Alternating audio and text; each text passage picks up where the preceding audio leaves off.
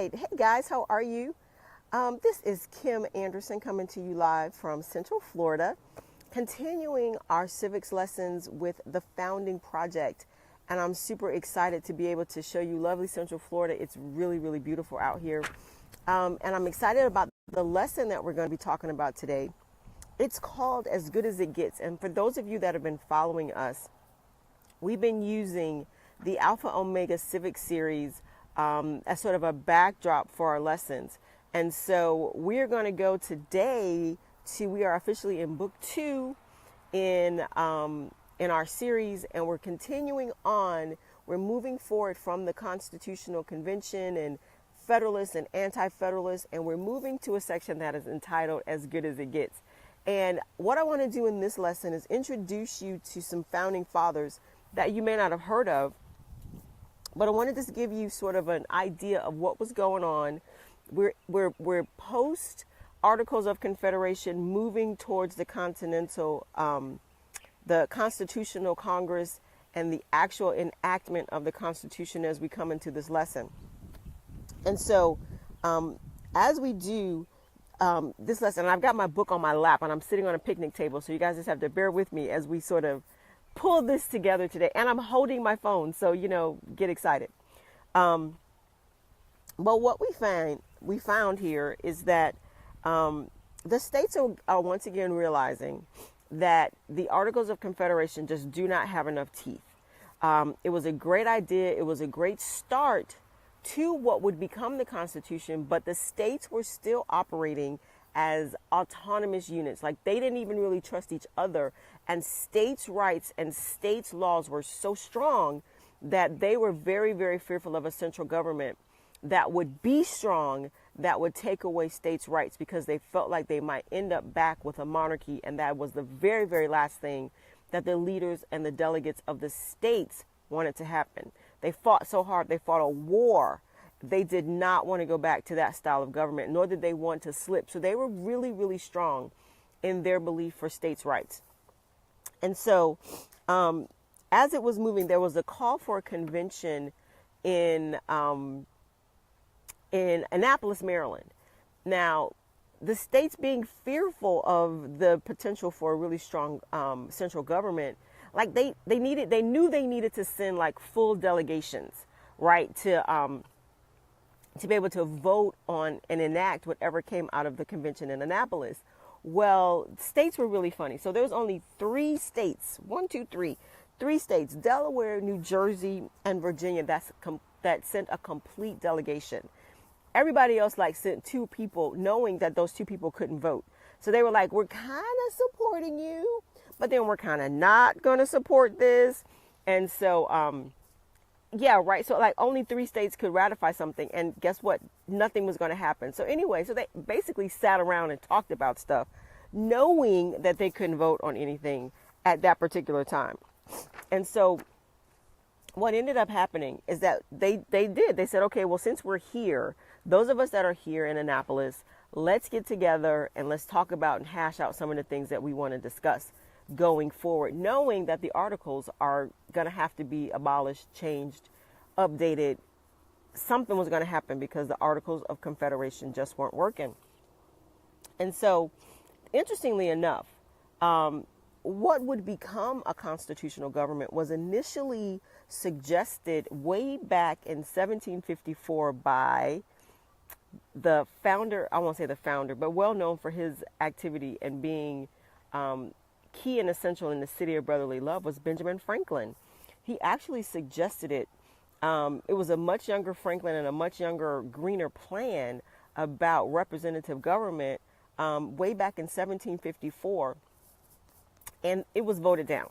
Like, nobody wanted to talk about it. They were like, yeah, no, we don't want that.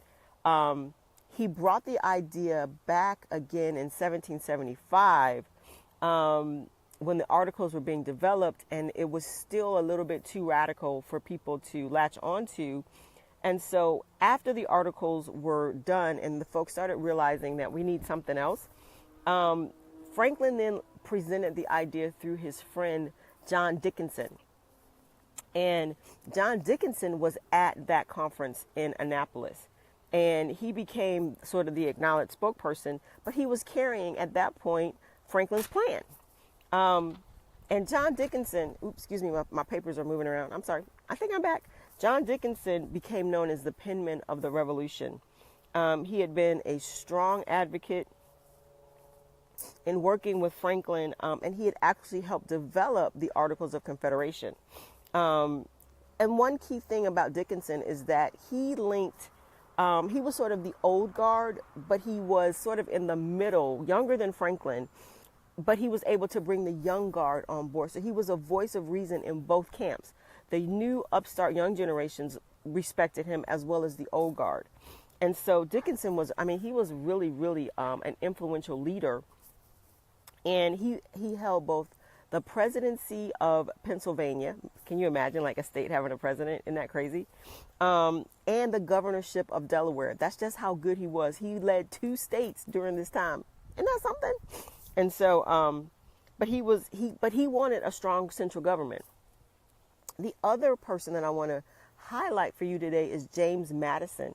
He was considered of the new guard, the young generations, the upstarts, but he had great influence because he had served with Jefferson. Now, as these camps are moving forward, you kind of want to be known that you were either on the camp of Jefferson, the great Virginian, or George Washington, the other great Virginian, right?